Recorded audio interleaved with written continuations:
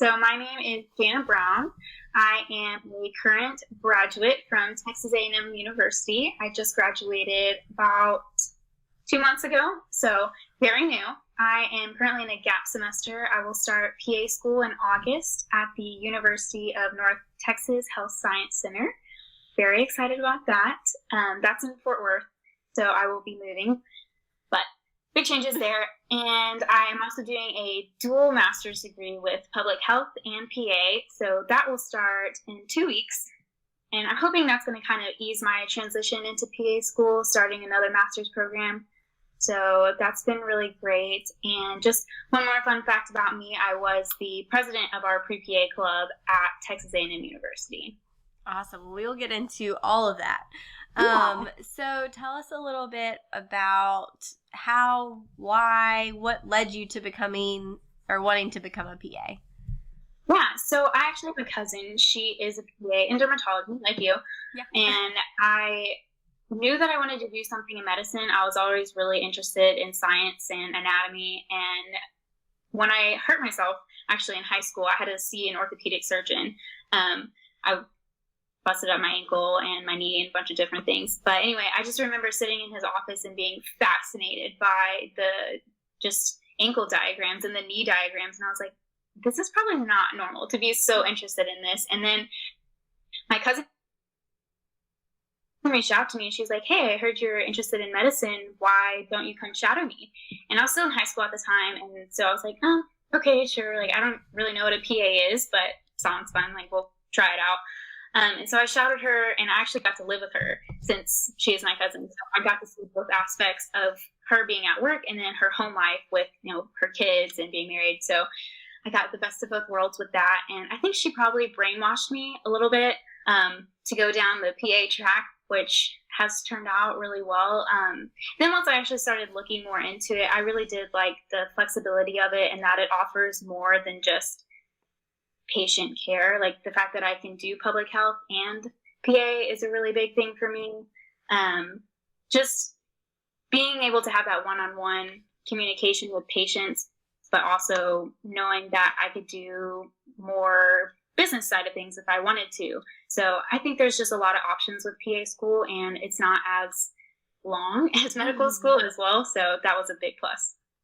Okay, well, that's really cool that you have a family member who kind of could introduce you. I always think that's neat when someone, especially like has a parent or someone who like is a PA. So you kind of, so you knew going into college, like, okay, this is probably what I want to do.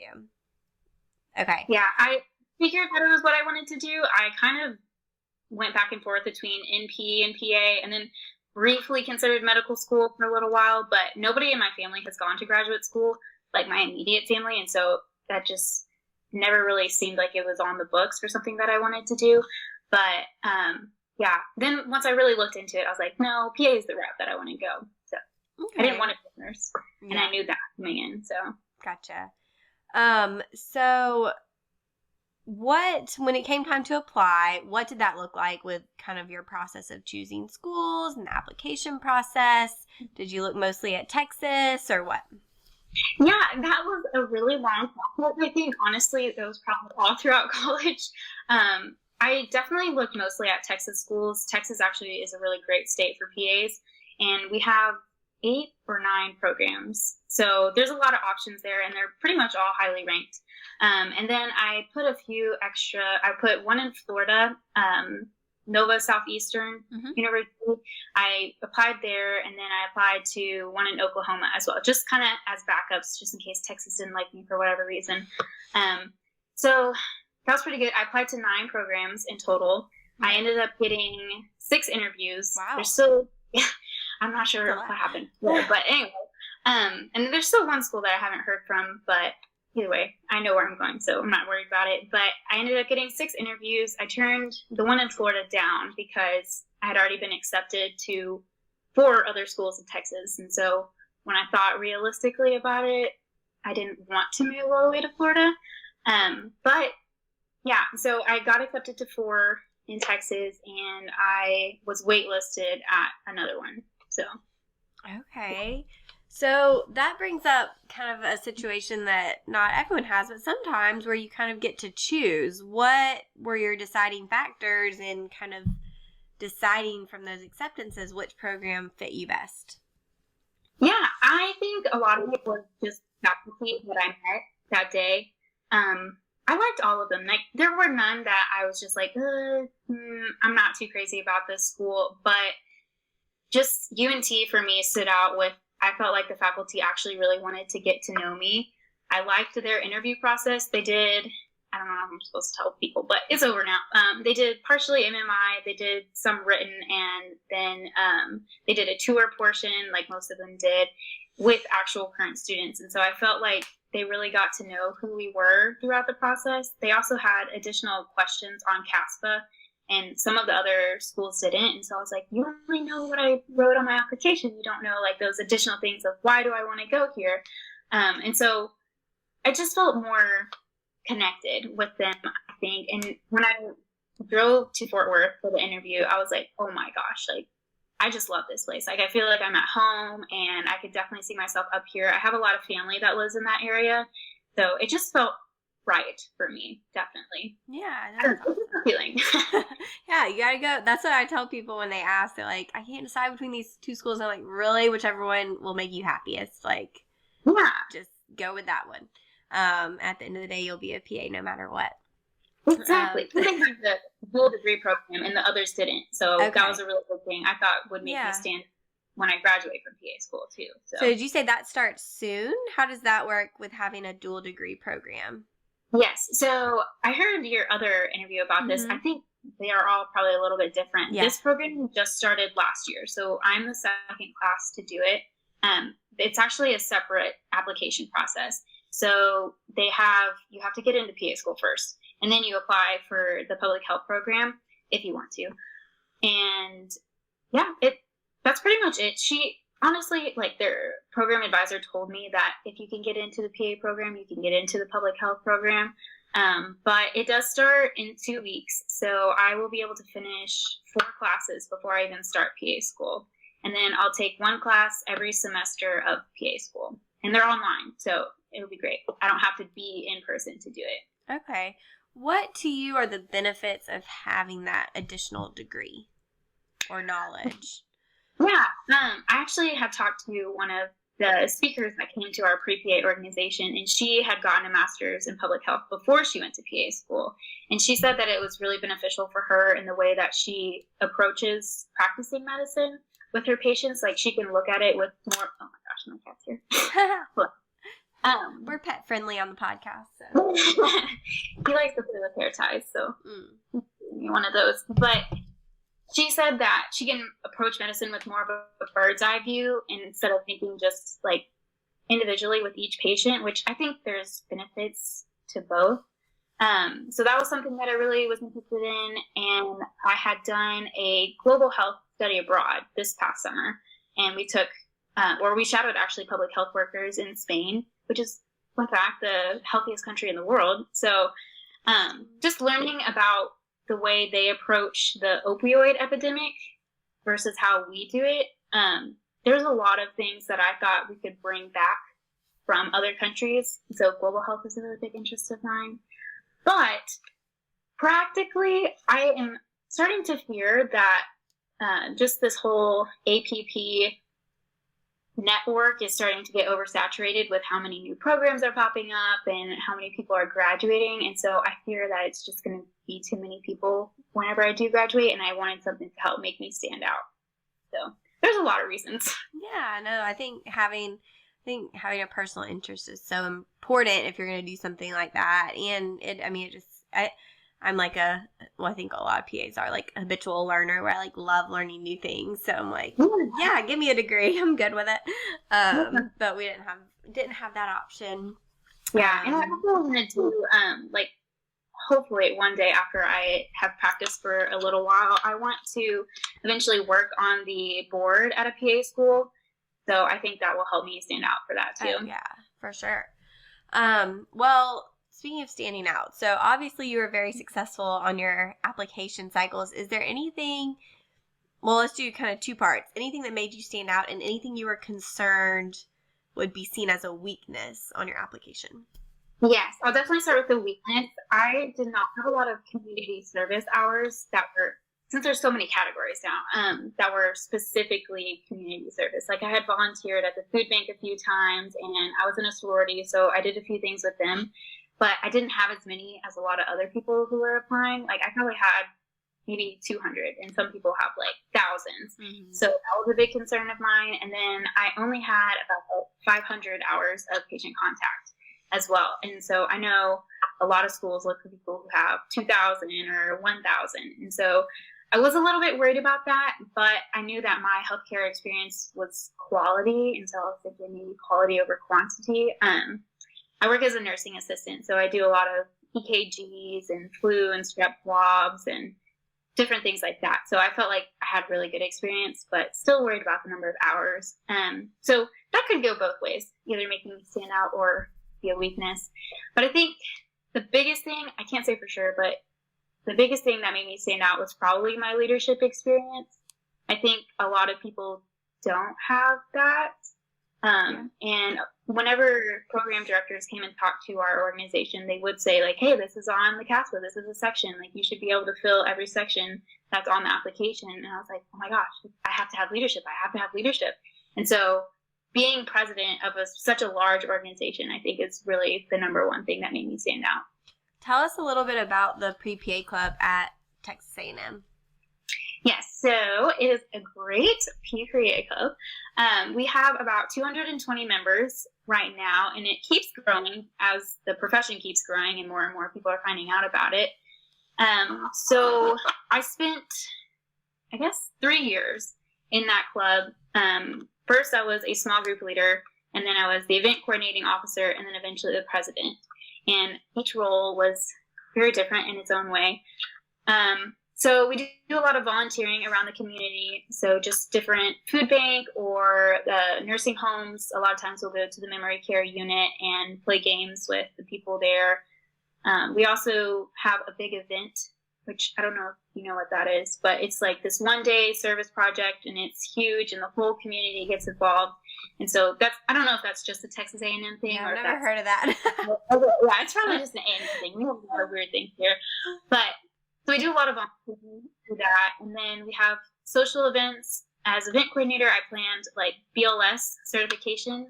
And we did suture clinics and Bible clinics so that we could learn how to take blood pressures and temperatures and all those different things. Sorry, my cat is just over here. Yeah, so we do a lot of that. And then we also have meetings every other week. So every 2 weeks. And we'll have either a PA who's practicing in the area or PA students or PA program directors come and talk to us about their program or what they do as PAs or what life is like as a PA student. And so it has been really helpful just to learn from them over the course of 3 years of what they look for in applicants or what made them stand out or what they like about their job as PAs. So it's been really great. We have a lot of variety in just the types of students that we have. We're pretty tight-knit. A lot of us will be taking the same classes, and so we can talk about different professors or like how did you study for A&P and all those different things. So it's been a really great group of people that I have been really fortunate to be a part of. So that's really, I mean, it sounds like y'all have a very well-established group, which is awesome. Yeah. And would you say that it's very well organized? I might be biased in my answer because I did organize it for about a year, but I would say yes. I actually, so I work as an assistant on the clinic on my campus, and I got that job through my PrePA organization actually, because some of the people had worked there and they told me about it. But I've been helping my boss choose the new student workers, like my new replacements, and a lot of them, majority of them are PrePA, even though we're a nursing group. And so I think that just kind of stands out to show that this PrePA group is more active and more involved than the other groups on campus. So I'm not saying there's anything bad about the pre-med, but I do think that the PA is very tight-knit and that we do a lot in the community and that people are really interested and they want to come to our meetings. So Okay, so I'm going to ask you some questions that I get a lot about pre-PA clubs, or I've seen come up about how to organize one, how to get members involved. Like some people who are, trying to get their pre-PA club more established and spread the word, they've said that they struggle getting people to show up for meetings or getting kind of figuring out what to do at meetings or what that should look like. Is there anything that you found either works or didn't work? Like I know some clubs will have like a point system. Like what did you find to be helpful or not helpful in kind of keeping the club going? Yeah, it's definitely a challenge, that's for sure. So when I say we had 220 members, probably only about 70 or 80 of those are active members. So we also have a point system. They had to earn 5 volunteer points per semester, and that was kind of based more on hours. So the more hours that you spent doing something, the more points that you would get. And we also had social points that they had to have. So that'd be 3 points. So we had profit shares, and that helps us bring in money. So say we went to Chick-fil-A and we had a profit share there, the people would give us our receipts, and then we would get a portion of however much they spent there back. And so sometimes we'd get about $300, and that can buy a lot of things. So social points, volunteer points, and meeting points. And so they had to come to at least 4 out of 7 meetings to be considered an active member. And the reward for being an active member is that you can apply for leadership positions. And so a lot of people wanted to because they wanted to be in that leadership role. They started to realize how important it was. So I think that was definitely something. As far as starting a new club, luckily when I came in, our club has been established since 1996. Wow. So it took quite a while. But I just think if you have really good organization and if your leadership group is very positive, uplifting, and motivating, that will make people want to come. Having social events definitely helps too, because a lot of times people don't want to be there because they don't know who to sit with or they don't know what to talk about. So having different social events, like we did a baseball tailgate one day, and so people can come and just eat food and talk to each other about different things, and then they make friendships and they're like, hey, like, you want to go to the next meeting together? And so that helps definitely, and just being open and approachable so that people will come up to you and ask questions because they know, like, this is the place to get the information. So I think we give a lot of information that's not easily found. Like, you can't just Google, like, what does this program want, So as far as meetings, I know those are kind of tough to come by too. We have a very, very established program, and I kind of forced into that too. But if you're able to get program directors from around your state, that is really beneficial because you get a chance to have one-on-one communication with them and ask like direct questions without having to email them or call them. And the way we actually do that is we give them a hotel for the night too. So it makes them want to come so that they can recruit for us. That is a really big fun thing to do. And then just different PAs from different specialties, because some members are not sure if they want to go the PA route or if they want to go to med school. And so having a PA who tells you, like, this is what I do on a daily basis, they can kind of see, like, okay, I like that. That's what I want to do. And then PA students as well. Those are really helpful because when you're only hearing from PAs, and a lot of them have already been practicing for a long time, so they don't have any information to give about the application process or different things that we're really looking to know, like what kind of grade do I need in this class, like what are you looking for? But PA students can tell you like exactly how it is. Mm-hmm. They're not going to sugarcoat it and say like, oh, this is so easy, like getting in, it's just a breeze. But yeah, they make it really understandable of like, this is what you're getting yourself into.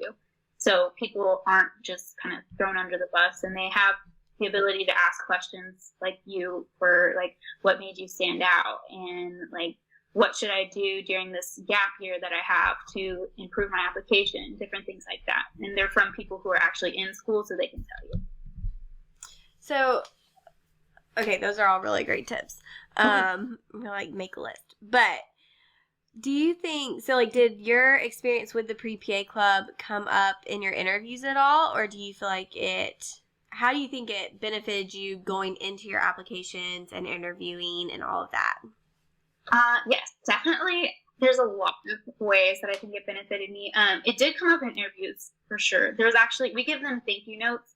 So we take officer pictures, and we have a website, and we put all of our pictures on there. But we have a group picture, and we put it on a thank you note, and we give it to the speakers every time that they come, and we have our names in there so they can remember who we are, which is kind of just like nice. Slide in, yeah.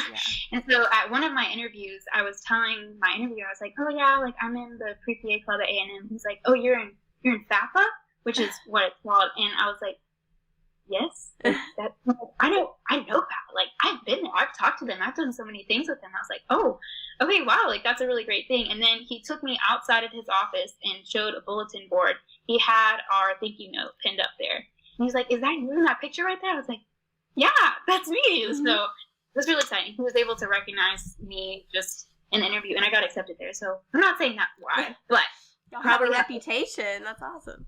Yeah, and just I actually got the chance to email one-on-one with the program directors, and so some of them I was able to form like a pretty close relationship with. I knew them ahead of time, and I'm sure they took it into consideration, but didn't really. But every time that they came to speak with our organization, it was like we were on an interview. So they already had their preconceptions formed about us, which hopefully were good. So that's really probably the biggest thing that was helpful about it. It came up in every single interview, definitely. Whenever they asked about, like, how do you handle conflict or different things like that, I could bring in examples from working with our officer team or just different things like that. It was a huge part of my personal statement, too. I'm very passionate about it, if you can't tell. No, that's great. Yeah.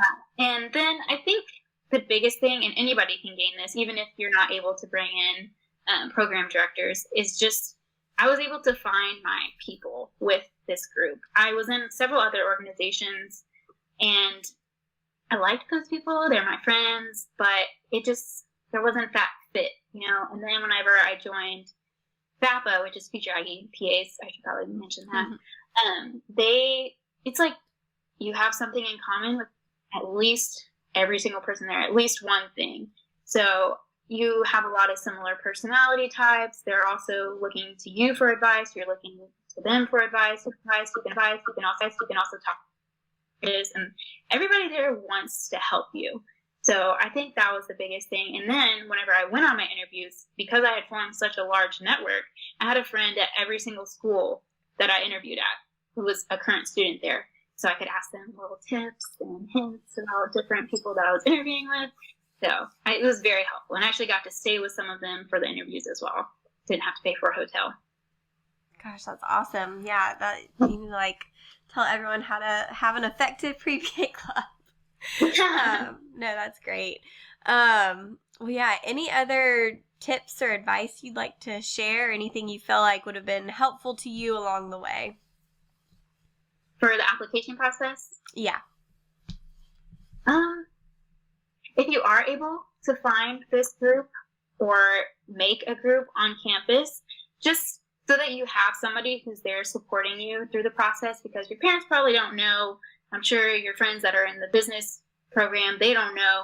So just finding that group of people that you can connect with, and even the PrePA group that you have on Facebook, like being able to ask questions there is a really big thing. We also have a Facebook group. It has over 1,000 members. Nice. And so just because we have such a large alumni base, and so some of them are PAs, and they will offer to come talk at a meeting, or they'll be like, hey, there's a job opening up for patient contact experience. Like, you should come and get that. So that's a really big helpful thing if you can find your group, make a Facebook group, and then invite people who are PAs in the area or anybody who's an alumni of your school. I think that would be really beneficial, just because you can ask them questions, and though it might be different, they probably still have some advice.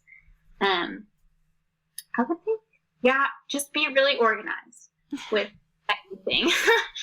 I probably 3 years working on this application. It sounds a little insane, but I think being in this group made me really motivated, because every time I went to a meeting, I was like, oh my gosh, I need to be doing something. I need to be doing something. And it can be really intimidating and overwhelming at times, but it's what kind of gave me that kick and push to okay, these people are getting accepted to PA school. They've done this and this and this. I need to find something to do too. And it just reminded me that it's possible. Other people can do it, so I can do it too. Yes, that's so great. Well, I think you're going to do awesome in PA school, of course. I hope so. Yeah. Where can people find you or contact you if they have questions or want to kind of see what you're doing? Yeah, so I have an Instagram. That'd probably be the best place to find me. You can just DM me on there. I'll definitely reach out. I've been thinking about making a PA specific one, but I don't know if people would be interested in that. So I'm still debating. But my Instagram is Jana Brown, just JanaBrownn. So got it. Pretty simple. Yeah. We'll send people your way, and I'm sure you'll get plenty of questions. But this was great. Thank you so much. Thank you so much.